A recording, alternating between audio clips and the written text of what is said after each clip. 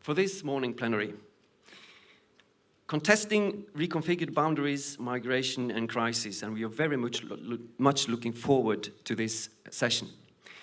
We do the same as yesterday concerning questions. It is possible to log on to slido.com, as you can see there. And this is the login code, Arne in capital letters 2017. And it is also possible to raise questions from the audience, as we did yesterday. It is a pleasure to introduce the chairs for this session, Dr. Arne Strand from CMI and Dr. Synnove Bendixsen from the University of Bergen. Please, the floor is yours.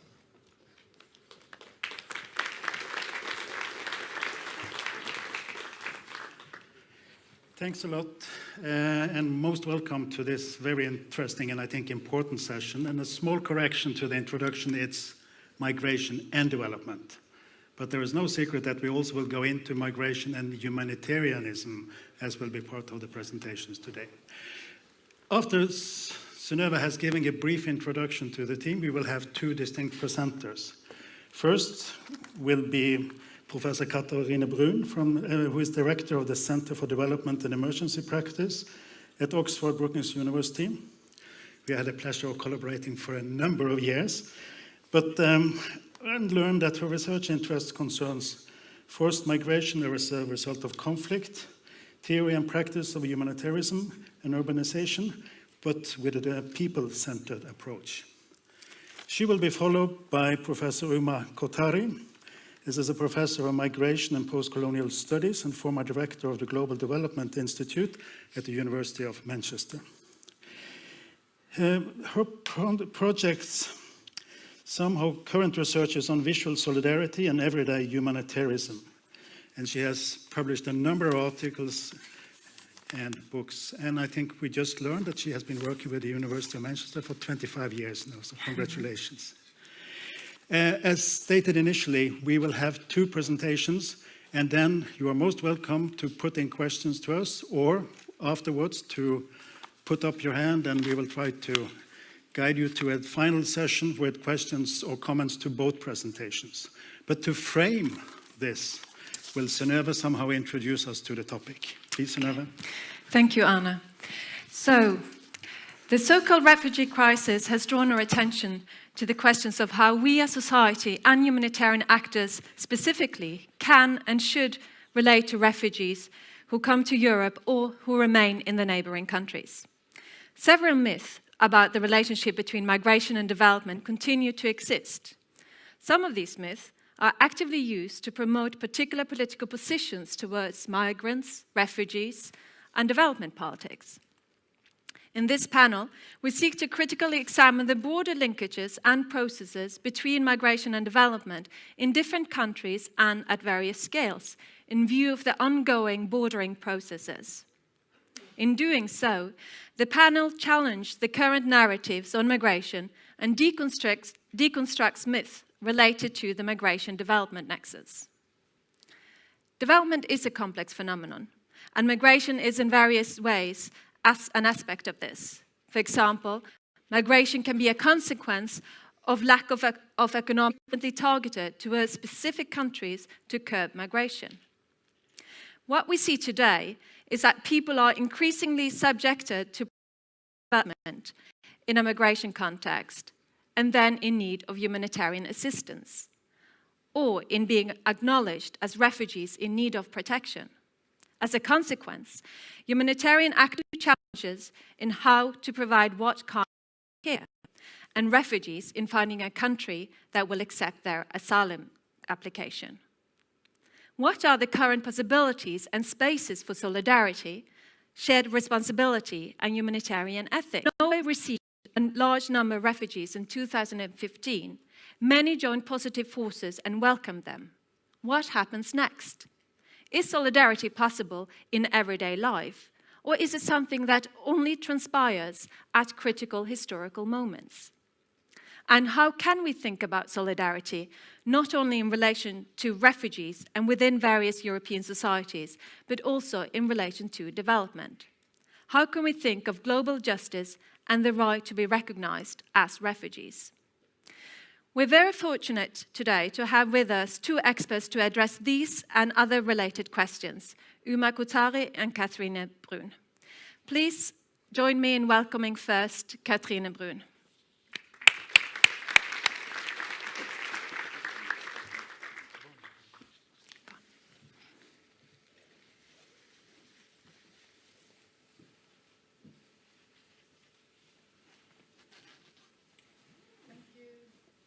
Synnove, Arne, thanks for the organizers for the invite, and good morning, everyone. It's been such a nice conference so far. I've learned to know new people, but there's also a lot of old friends here, and also a lot of people who have inspired me immensely. So I hope that what I'm going to do today is in some ways paying justice to what I've learned from all of you and some of the conversations that we've already had during the conference. More and more of today's crises represent non-traditional humanitarian settings where the distinctions between categories of need are unresolved, where the relation between the need for relief and development are blurred, where current humanitarian principles, guidelines and manuscripts are not always helpful for humanitarian workers present on the ground. Some of the current refugee settings receiving much media attention are emergencies where relief is urgently needed. Oops. They happen in non-traditional spaces, outside camps, in urban settings. There are other spaces in which humanitarians engage that are less distinguished by this urgency, but where nevertheless the humanitarian community plays a crucial role. These less obvious and less traditional humanitarian settings are what I will call Humanitarianisms in between spaces. The in-between spaces constitute a significant role and are becoming exemplary settings in which humanitarians work. In these in-between spaces, humanitarians continue to operate with a humanitarian logic distinguished by emergency, urgency, and out-of-the-ordinary measures that to a large degree concerns saving people's lives rather than development. The challenges humanitarian workers face are far beyond the humanitarian mandate, its ethical register, principles, laws, and guidelines. I concentrate here on long-term displacement, where needs would be closer to development, but where a development discourse and development tools are not reachable because the host state would not accept it. Talking about development for refugees would necessarily indicate a more long-term perspective, and national politics of the host government demand a continuous focus on the discourse of return or resettlement may not be acceptable in that particular situation. In these settings, such as for Syrian refugees in Jordan, for example, humanitarianism has been the only tools available, the only discourses acceptable. So in this talk, I want to explore how the current ethical register of humanitarianism can be expanded in ways that would allow a more relevant humanitarian practice, which may also perhaps help to make the distinction between relief and development irrelevant, or less relevant perhaps. The insights are based on what humanitarian workers already do. In this way, I suggest a pragmatic approach to humanitarianism and an expanding ethics, which includes a feminist ethics of care. The insights that I present come from 20 years of researching long-term displacement, focusing mainly on the experience and practices of people displaced by conflict. But I've also conducted action research with humanitarian actors, and during the last 5 years or so, been more involved in research on humanitarian practice itself. And as I will not have time in the presentation to go into the different cases of my research, I have included images from the research that I have conducted. And some of the publications are here. So what I would like to do in this talk is first to introduce my take on humanitarianism and the humanitarian ethics, to explain a little bit some of the backgrounds for this talk. Then I would like to say a little bit about how humanitarianism has broadened and widened to an emphasis on rights, justice, and development, before I move into a discussion of ethics of care to introduce a more relational humanitarianism. And finally, I would want to suggest how humanitarianism in a different key could happen if we involved and engaged more actively with an ethics of care.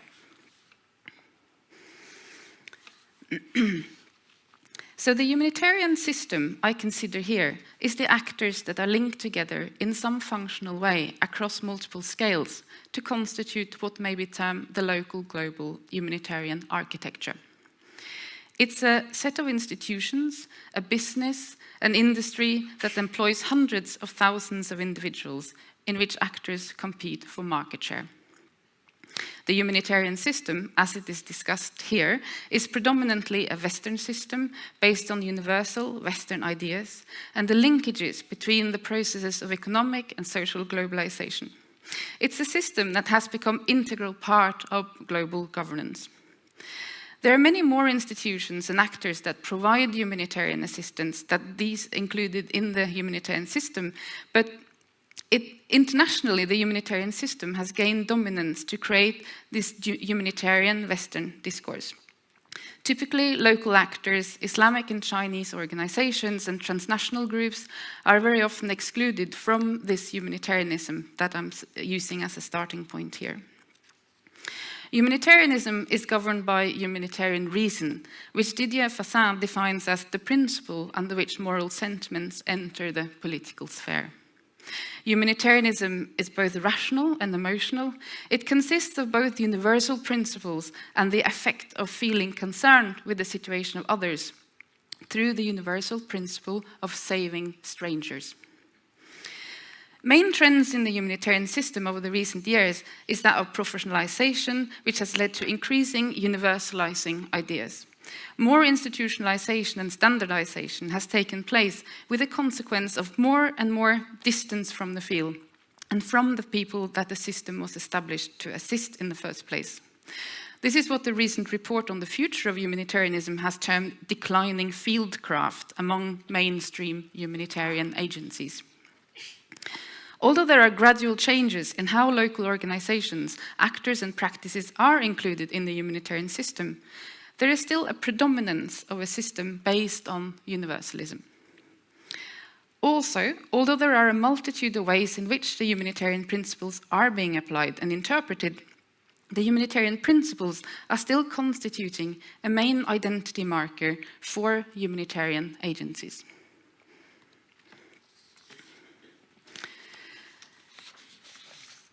So the most dominant stance on humanitarian practice today is to take a so-called principled approach, where the humanitarian principles are guiding the work and decision-making of an organization, often more so at head office level than on the ground. Here the ethical principles are formulated for all international Red Cross and Red Crescent movements and then been very much adopted by a number of other organizations in various ways. The first four of these principles are humanity. Human suffering must be addressed wherever it is found. Neutrality, which is about not taking sides. Impartiality, which is about providing assistance based on needs and without discrimination based on characteristics such as religion and ethnicity. And independence, possessing autonomy of action. The principles have become a common vocabulary for the people working in the system and is often the main justification for the presence of humanitarian actors in a conflict setting. Still, the principles are open for interpretation and have been subject to much criticism. It's also, I think, a very important aspect that what I call the humanitarian workers, the staff employed in the humanitarian system, may struggle to conform to the principles and do not always blindly accept the principles of the system of which they are part. A recent evaluation of an ECHO-funded humanitarian agencies in Iraq also shows how the principles are used both to justify intervention and to justify not to intervene in the exact same context. Additionally, as Thea Hillhorst, who is here, and Bram Jansen have shown, the principles are used on the ground when they are useful, but humanitarian workers rely on legal instruments and other professional guidelines when that's more useful. But instead of directly dwelling with the criticisms of the principles, what I would like to do here is to focus on the ways in which the principles and humanitarianism have been placed in particular normative ethical schools of thought, and how the principles can be negotiated through expanding that ethical register.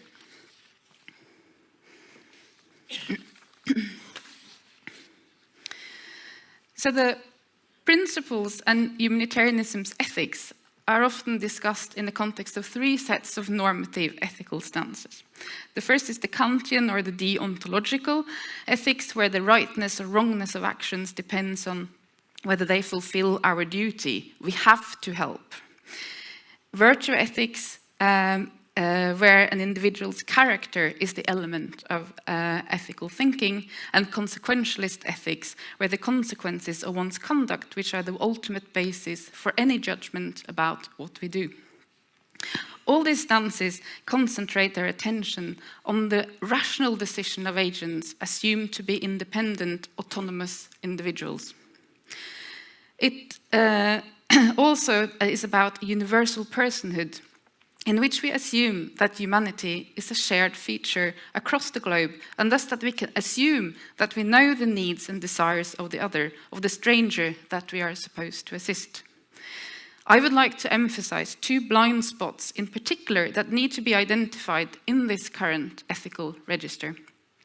The first blind spot concerns justice and fairness, and in consequence the inclusion of rights, which have given rise to a consistent criticism of humanitarian action as being politically naive and irresponsible.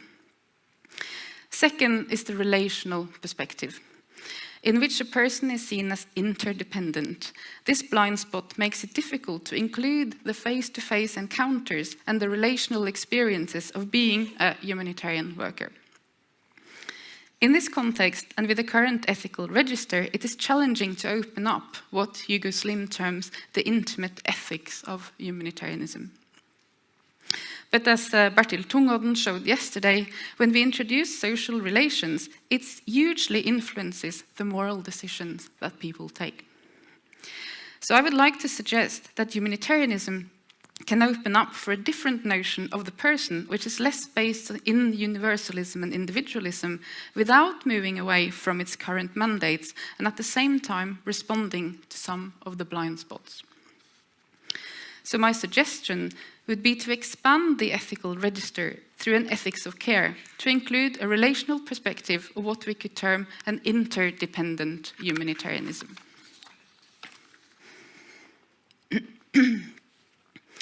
So there are many ways of discussing the current humanitarian system, its history, shifts and challenges.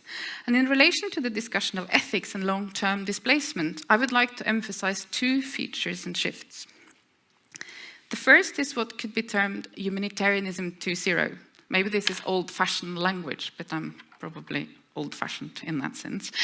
And Humanitarianism 2.0 derives from a critique of the humanitarian principles. Here there is a particular emphasis on rights, justice, and the impossibility of neutrality in the context of humanitarian intervention. This has been a very important shift that to a large degree happened with the end of the Cold War and after the genocide in Rwanda. And although the humanitarian principles are in many ways seen in stark contrast to a rights-based approach, rights and laws are very much part of the humanitarian instrument, but has also led to expand humanitarianism. Another way in which this broadening has taken place is with the unilateral adaptation of displacement categories, for example. I have worked a lot on the introduction of the internally displaced person as a category in the early 1990s, which is a really important case in point, which helps to target particular groups of need rather than complete impartiality. And finally, within this discussion, there is also the connection to governance, which within the context of migration has led to a critique of the dealing with refugees in general, where we see a conflation between humanitarianism and the containment of migrants, using humanitarian instruments in the governance of particular groups of people. So the next shift could be called Humanitarianism 2.1. It's still the 2, not 3.0, for example, because it's not changing radically. And it's largely following old debates. The shift can be seen in relation to the discussion around the World Humanitarian Summit in Istanbul in 2016 and the Global Compact for Migrants and Refugees in New York the same year. And the backdrop to the current discussion is that humanitarian financing gaps continue to rise. Only 55% of the total funding requirement that OCHA estimated in 2016 was provided by donors, for example. Aims identified within this shift concerns efforts to shrink the needs and create the shared responsibility, deepen and broaden the resource base for humanitarian action, and improve efficiency. The grand bargain, which is a very uncomfortable term, whose bargain is it really, aims to make 25% of the humanitarian funding go to local and national actors. This is a process termed localization. The grand bargain adopts more of the language of development and opens up for a development discourse and for relating humanitarianism to the sustainable development goals. Of the 10 work streams identified in the grand bargain, 3 of them are localization, participation revolution, and strengthening engagement between humanitarian development actors. We can really see how the development language is entering into the humanitarian discourse. Many humanitarian actors have been concerned with the ways in which the grand bargain will challenge the ethical principles when national actors become more involved in controlling the funding. How can we maintain neutrality, independence, and impartiality in that context, they ask. While the inclusion of development language is nothing new, the way it has come up now reflects the needs in humanitarianism's in-between spaces. I would like to propose that an ethics of care may be helpful in contributing to make this happen. We could embrace the growing diversity where the action is defined through practice with specific pragmatic and principle adaptation in particular contexts. So let me talk a bit more about that context.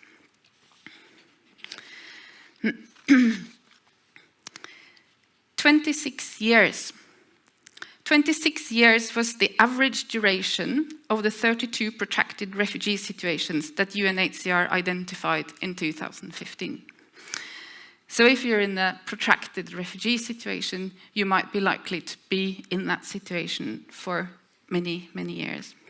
Achieving a so-called durable solution of local integration, resettlement to a third country of return, seemed to be out of the reach for the majority of refugees in protracted refugee situations. At the same time, the normative frameworks, such as the 1951 Refugee Convention, is increasingly becoming irrelevant and hampering access to rights that refugees have. However, in such protracted displacement situations, a humanitarian reason based on short-term relief still largely stays unchanged. In some cases, the reason is used as a justification for the long-term presence of humanitarian agencies. And as I mentioned earlier, arguing for a rights-based approach or for including refugees into development is not acceptable at the national level.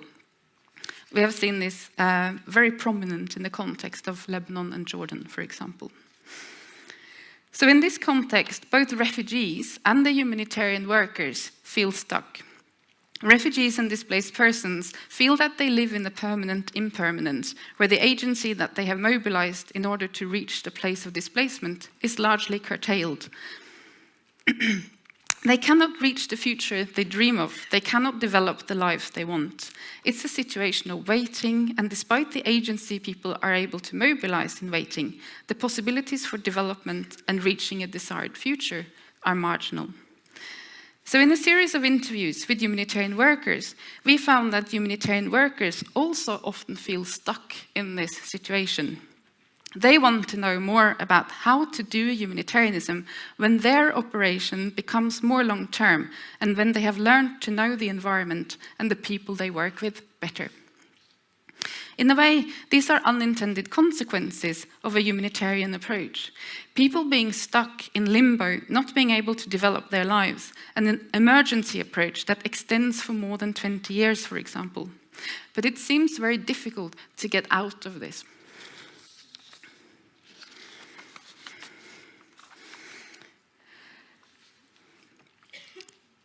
So a most productive approach, an entry point to expand the ethical register for humanitarianism is to focus more on what people do, both the refugees and the humanitarian workers. By focusing on what people do, I argue for a pragmatic approach. Pragmatism is often used as a term of abuse in humanitarianism. It signifies an unprincipled approach, in opposition to the principled approach. It is an approach that has justified military intervention in the name of humanitarianism, for example. But I would rather suggest an approach that moves back to the pragmatic philosophies, that place practice and doing as the starting point for how we understand the world, where meaning and conceptions to be sought in their practical bearings. There is an emergent body of work in humanitarianism that emphasizes the everyday practices of humanitarianism, and I've been very much inspired by the work of Lisa Malky, her recent work, by Ilana Feldman, and by Thea Hilhorst's work on everyday practices of humanitarian workers. And Ilana Feldman has termed this ethical labor, processes that incorporates ethical reflection on the actual humanitarian work, care for others as much as the care for self, in the context of working with refugees. This care of the self is not simply an internal practice as work for self-reflection and correction, but it's also about ways of interacting with other people. We could do a lot of discussion about pragmatism and the different ethics behind the principles, but I don't have time to go into that philosophy. But what I would rather like to do is to move into try to explain what feminist ethics of care can do for humanitarianism in this particular context. And reflections on ethics of care have been more prominent in development studies than in humanitarianism, but not very prominent in any of them. In fact, in humanitarianism, care ethics have been largely dismissed or avoided. Perhaps because it is seen to be in opposition to the dominant humanitarian principles whose ethics derive from an individualist and universalist origin. Care ethics could help to deal with the relationship between rights and care, and similarly create meeting points between humanitarianism and development. My starting point is that ethics of care is much closer to what humanitarian workers do in the field than the traditional humanitarian principles. I use a definition of care from Engster here, which says caring may be said to include everything we do directly to help others to meet their basic needs, develop or sustain their basic capabilities, and alleviate or avoid pain or suffering in an attentive, responsive, and respectful manner. And I'll try my very best to explain a bit more about what is in the care ethics domain, and I hope I can do this in a sensible way. A feminist ethics of care was first introduced by Carol Gilligan in 1982, but has later been adopted by a number of scholars. Care ethics are concerned with caring about rather than caring for, but Tronto explained care in 4 phases. Caring about is about the recognition that care is necessary, identifying a need. It involves cultural and social approaches to care. Caring for, or taking care of, assuming some responsibility for that need, involves notions of agency and responsibility in the caring process.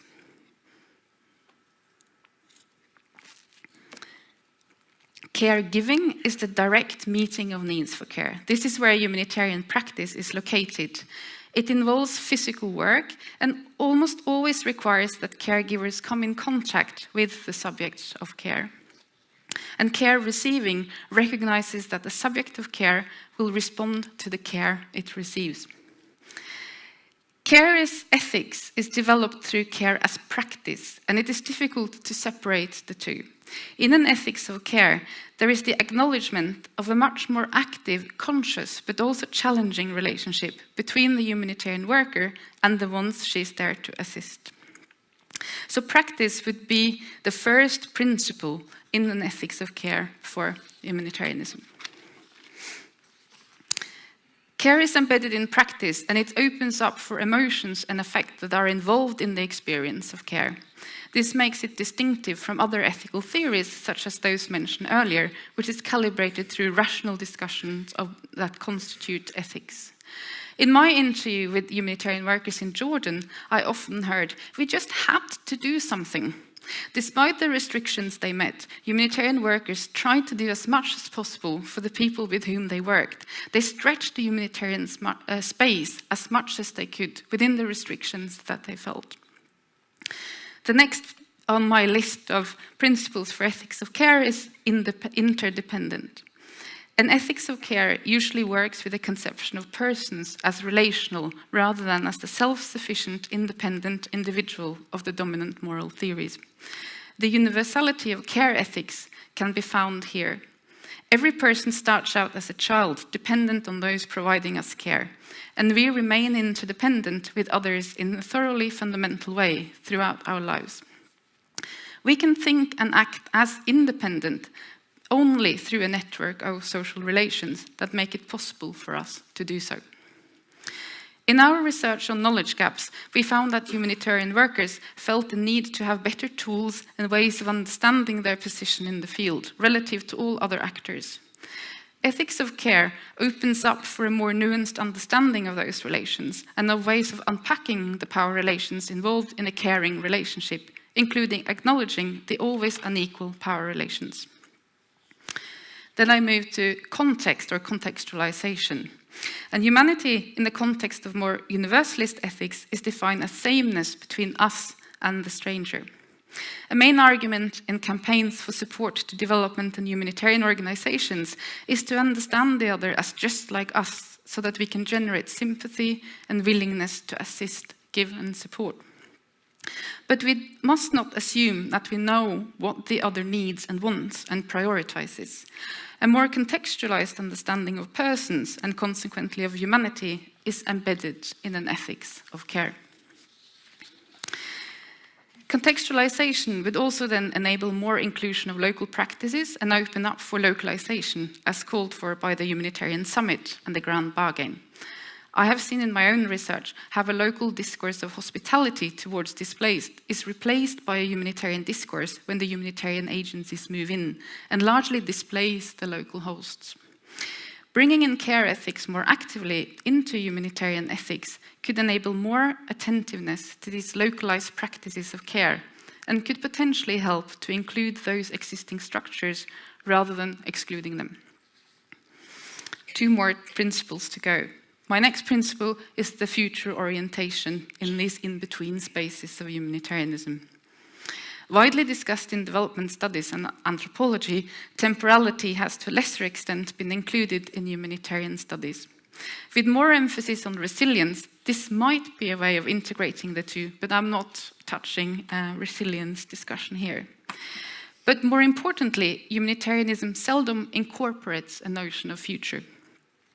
When we care about an other, as defined in ethics of care, we acknowledge their future, their welfare and their ethical significance are bound up with our own future. Within an ethics of care, care is always future-directed and in the first instance always attached to specific individuals.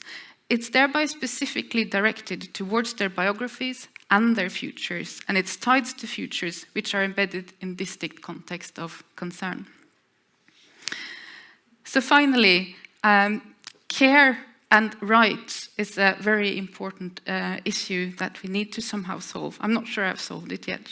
But while rights are often regarded as the analytical and substantive key to achieving protection, this is a main challenge because refugees occupy this space between rights and humanity in protracted displacement situations.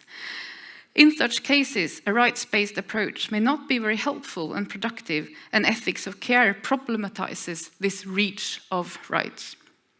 An ethics of care enables the focus on a particular context, the needs, claims, fears, and hopes for particular subjects. An ethics of care has concrete visions of agency and action. It then takes responsibility as its primary moral value because it argues that moral action requires recognition of responsibilities rather than more indeterminate picture of agency offered by rights-based theories. So in this way, by understanding the limits of rights and the reach of rights, an ethics of care can also politicize the act of violence that can derive from protracted displacement and the deprivation of basic needs, with the resulting precarious lives.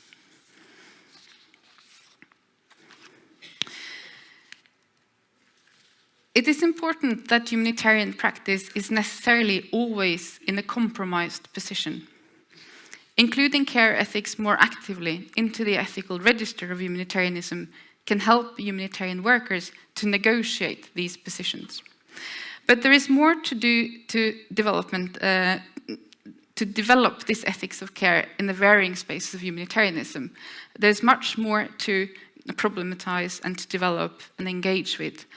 And first of all, I think in the care literature that I've gone through so far, a lot of it is written in context where the relationship is described between members of the same society, where membership is often uncontested, or it is a sort of cosmopolitan ethics of care, caring at distance.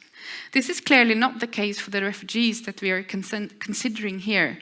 What I'm more concerned with here is the role that ethics of care can play in humanitarianism's face-to-face relations. There is also a second weakness, which is that ethics of care can become what Parvati Raghuram called more emplaced. Because it is practice-based, we need to have much more research on what ethics of care may mean in particular places, particular contexts, and particular settings. Third, the role of politics and power can be much more explicitly discussed. And fourth, prioritizing between people with extreme needs, with less and less resources, also needs to be given much more attention. I still think there is a potential for engaging with ethics of care, and particularly in these in-between spaces of long-term displacement. In these in-between spaces of protracted displacement, outside institutionalized spaces, where the tension between neutral humanitarian expertise and political engagement is ever present, humanitarian actors perform what Kihato and Landau have termed stealth humanitarianism. It's a quiet, local approach to humanitarianism, where the inclusion of refugees into the local community, social security systems, and other more formalized systems can take place based on a particular context. In yesterday's session on humanitarianism in disaster and conflict settings, this was called backstage humanitarianism, I think. This is an alternative to the purely principled approach. It's an alternative to a rights-based approach which could operate at the national level to advocate for general rights to inclusion, which we have seen does not work. It does not just argue for an informal approach to assist refugees, but it is a pragmatic approach that could be supported within the humanitarian reason with an ethics of care as a moral compass, and that can enable development within the humanitarian mandate. This stealth or quiet humanitarianism is taking place already, but has not been included in the dominant humanitarian discourse. Kihato and Landau show examples from several African cities. Our own work for Syrian refugees in southern Lebanon shows the same. Here, local Lebanese organizations with a long-term history of connections and insights into moving the Syrian refugees into particular service provisions in parallel with poorer hosts and not least other groups of displaced populations. An ethics of care can work as a foundation and help to expand the ethical register of humanitarianism towards a principled, pragmatic humanitarianism. It can then help to nuance the humanity and challenge and develop the other principles that we already engage with. And as I've already said, I would suggest, and this is my 5 last points, I would like to suggest that these 5 principles need to be added or expanded on in the particular way that we work with humanitarianism. Practice on how people, both refugees, humanitarians and other relevant actors, go about their day-to-day lives in a particular context. Interdependency, where humanitarians need to become an active part of the local setting, building solidarities between refugees, local citizens and local authorities. context, understanding subjects, and unpack the diversity of needs that may be present in that context. Temporality or futurizing, where much more focus is on understanding what future peoples envisage, shaped by their existing needs and aspirations. And finally, care rather than rights must be emphasized to develop an approach that can make local acceptance for refugees to be included into formal systems for development to take place in displacement. And I will stop there. Thank you very much.